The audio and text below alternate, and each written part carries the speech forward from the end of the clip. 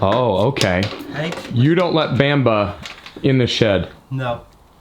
In the shed, I mean in the workshop. No. If I'm just in here playing around or tidying up, yeah, but never when I'm working because of the dust. Okay. So I'm here with a professional woodturner, and to make things even more challenging than me working for the first time on something to spin, we're gonna do it completely blind. So, right, basically what I'm going to do is just very carefully, you see, I'll just feel for where I need to start.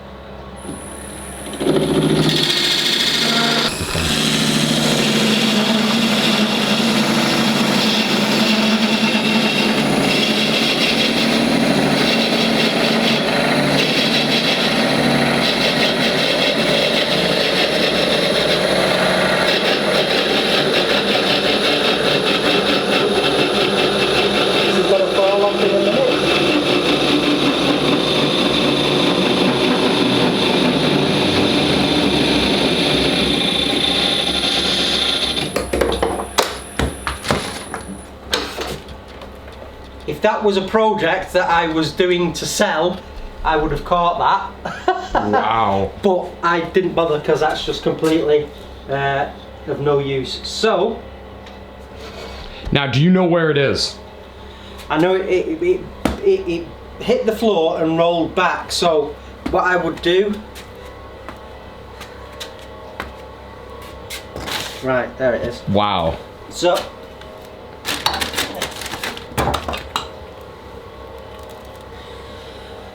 wow. I'm not gonna do it like that, but that's how Chris here has done it his entire life on turning. Chris is the Blind Woodworker. His channel is the Blind Woodturner. So yeah, I've been turning now for about 6 years, and I've been blind nearly 11 years. So yeah, like I say, it's great to have Joe here and just get him turning. He's doing remarkably well. Of course, I wouldn't let him turn with the blindfold on, but he has spent some time with the blindfold on, feeling around the workshop, just to get an idea what it's like being a blind maker. So yeah, we're living the dream, that's for sure, aren't we, man? Hey man, keep on turning. Yeah, so yeah, no, we're having lots of fun, and he's doing really, really well. He should be very proud of his progress. This project will turn out really well. We'll go into some detail on that, as well as how you would experience the workshop making everything being totally blind, and the really cool technologies that have helped and assisted so far, and are being created right now to help you do even more and make. Yeah, tech plays an important part, and you being, you know, the geek that you are. So yeah, Joe's all over it, you know, the tech, and you know, it's like this talks and helps me work this out, and I use this, you know, and you know, I've got lots of gadgets in the workshop which Joe's found fascinating.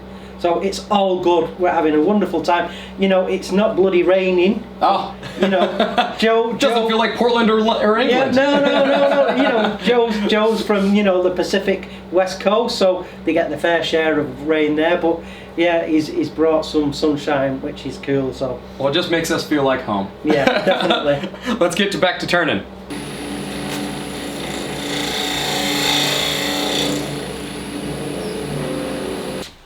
Got my camera there. Just get a fresh piece of tape.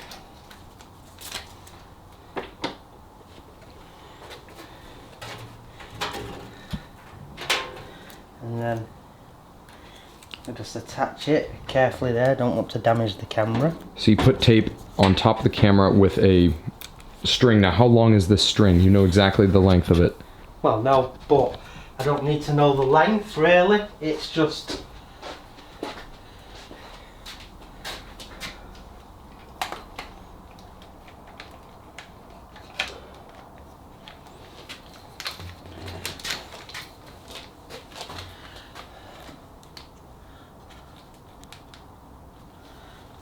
that just needs tightening up a little, that shoe. So just pulling that taut up there, and then I can just lock that in, and then hopefully if I flip this screen so you can see, Right. my lathe should be in frame. Depends how good you are. Let's see. Yep. Perfect. Yeah. So that's just employing, basically, you know, people that lay brick, they'll get a couple of courses of brick laid. Right.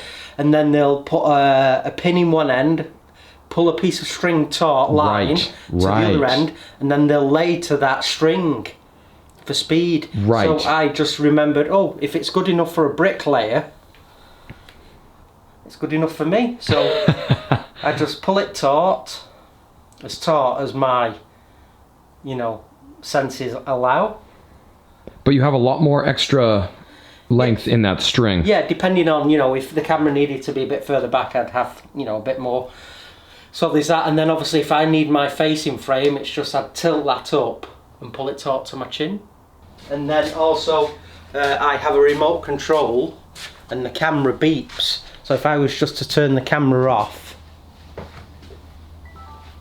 and every time I press record or pause, it beeps as well. So I've got that audible. So have you ever had it where you thought it's recording and it doesn't? Because I have this. No. Oh, so you're better at your camera work than I am. Not only are you amazing at the Thanks, lathe. Nicola. Yeah. Sorry, Gaty. Come here. Come on, Amber. Amber. Come on. Get it. Have you got it? Oh, wait then. Go on. Go find Mum. Go find Mum. Come on. Go on. Amber. Find Mum. Go on. Amber. No, don't stop there. Come on. Come on. In. Go on. In you go. So the dust would ruin Bamba's nose. Well, yeah, because he's worth so much money, and you know, I think I have been to woodturners and they have their dogs in with them and things like that. But you know, he is really a pet, but he's so much more than that. Right. And if he's ill, Right. it compromises my independence. Right. So there's that. So that's basically how I line up the camera.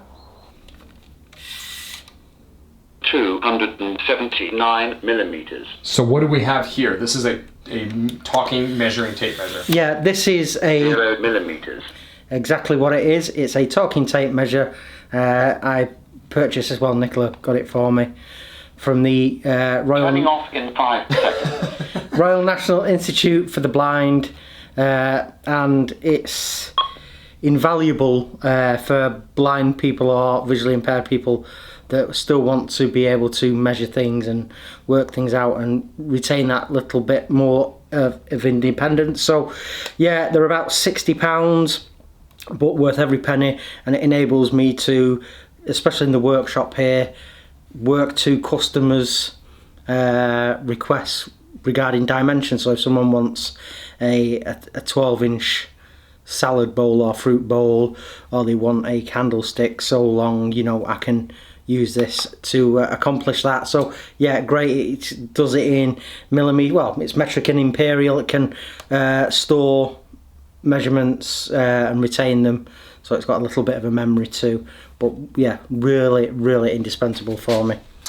And the things that you can't see of paints. Yeah, I have a device called a pen friend. So these are a bit more expensive, and it's this device here, and it always reminds me of a turkey baster, you know. But it's really a microphone and a little optical reader on the bottom. So you get these packs of labels, and you get literally, you know, thousands or many hundreds in a pack, and each of these little self-adhesive paper labels has a unique code. So you can attach them to anything you want, and initially you need a sighted person with you to tell you, for example, these paints here, these wood stains, a myriad of different colours. So I stuck a label on, and Nicola initially told me what colour they were. Well, I think Nicola even oh, did she for these? Let's find out. You turn the device on, find the label. Straw. So that was me. Straw. So, Forest green. forest green. I must have been having a bad day there. Black. So yeah, if I'm on my own and in the workshop and I want to find a specific colour, it's easy to do with this pen friend. And then if I show how you actually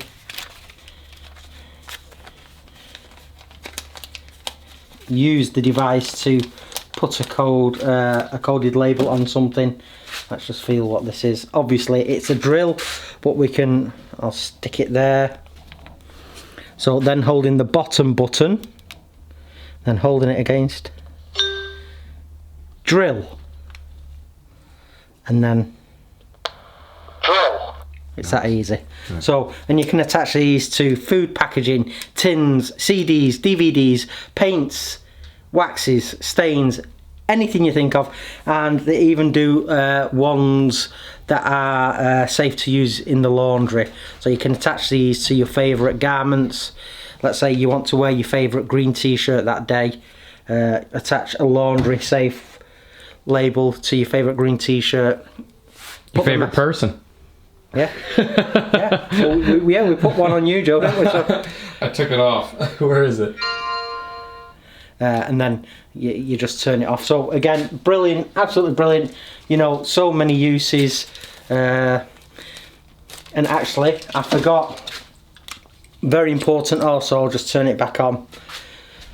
The sharpening system that I use, it's the Tormek system. So you need 3 bits of information to use a Tormek efficiently. You need the jig setting, the protrusion, and also you need the whole A or B to set the universal support arm. So this spindle gouge, 255B. so that's jig setting of 2, protrusion of 55, hole B. So with those, What does all that mean for people that don't know? Because I right, don't know what. well, if this would go into the bowl gouge, Okay. sorry, the bowl or spindle gouge jig. So the head angles. So I like to have the head angled at position 2. Okay. It protrudes out of the jig 55 millimeters. Ah, okay. Okay, and then there's another little gadget called the turning tool setter, and that will set the distance of the bar away from the stone. Okay. So with those 3 variables, you can repeat You get the same bevel grind cut. and same bevel every time you sharpen. I see. So that's really, really cool. So And I was just thinking, with this, yes, you do need a sighted person in the first place, but you do have that app on your phone, which people can. yeah, there's an app on the phone, and it's available Android and iPhone. It's called Be My Eyes. And if you really want to make, you know, a difference to a blind or visually impaired person's life, you know, I recommend you get this app. Simple to download. You can be either a user or a volunteer, and you will be one of well over 600,000 volunteers around the world. If I'm here at home and I've got something that I can't do, you can start the app running. It will call a volunteer anywhere around the world, and using the camera and microphone on my phone and their phone, you can get the help you need. Can you read the cooking instructions on this packet, please? Or if you're in the supermarket, could you find, you know, the detergent I know and like? Or it's like Joe said, you know, I want mild salsa, not spicy salsa, that sort of thing. And so you've got someone in real time helping you, and for what the sighted take for granted, it can be quite an important thing for the blind, and it can stop them progressing in their day. You know, so great app if you can get it. Be My Eyes, developed by a Danish gentleman, Hans Jørgen Viberg.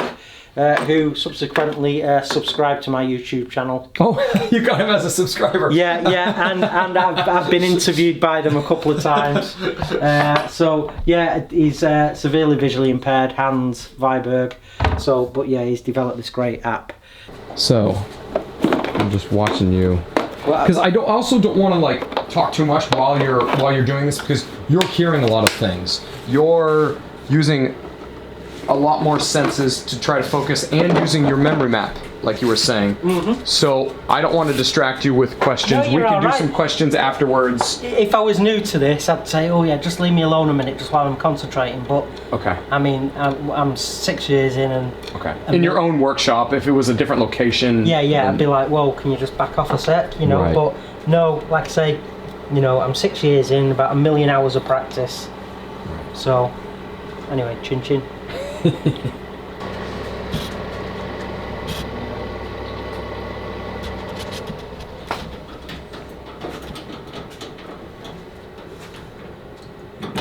Getting treachery.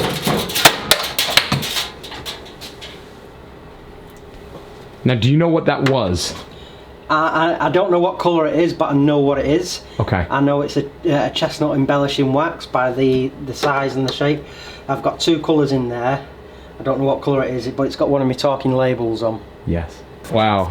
Yeah, so that's cool. 1, 2, 3, 4, 5, 6, 7, 8, 9, 10, 11, 12, 13, 14, 15, 16, 17, 18, 19, 20. So you do 20. Yeah, just.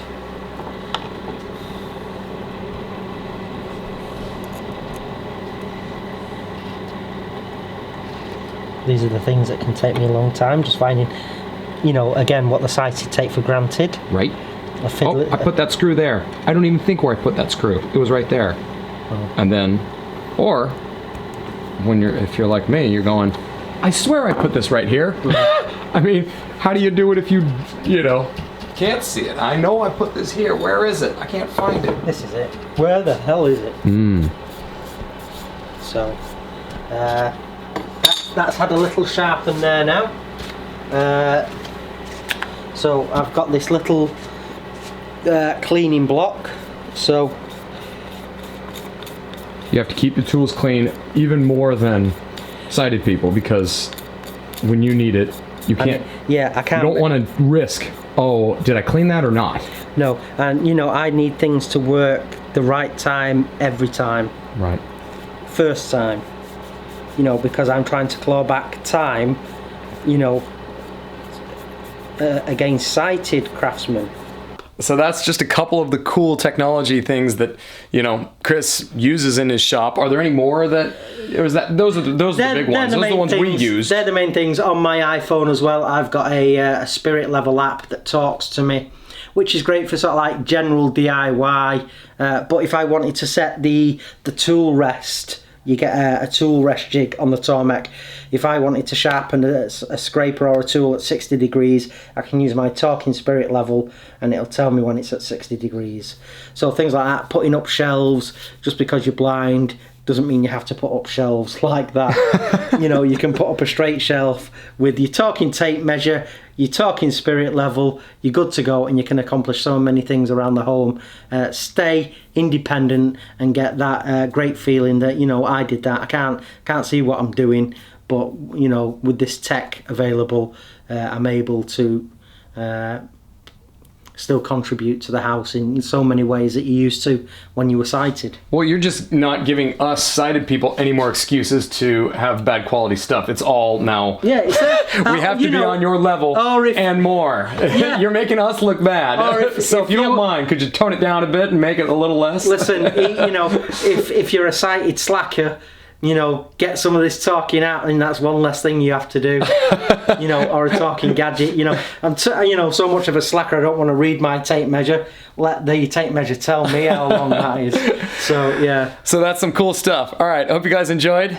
Thanks everyone. It's been great having Joe here for the bank holiday weekend. It's been absolutely wonderful. He's knocked his project so far out of the park, you wouldn't believe. He's nailed it. He's got some great new skills there now, which hopefully he can use on various different projects. So well done, pal. Thank you. Blind high five and a fist bump. That's real. Yeah. And we're gonna, I'll have a link to Chris's channel and another video on that project that we've done. Check out Chris if you already don't know him. I mean, he's already almost as famous as a couple of the other people we've had on his podcast. I'm a legend in my own household.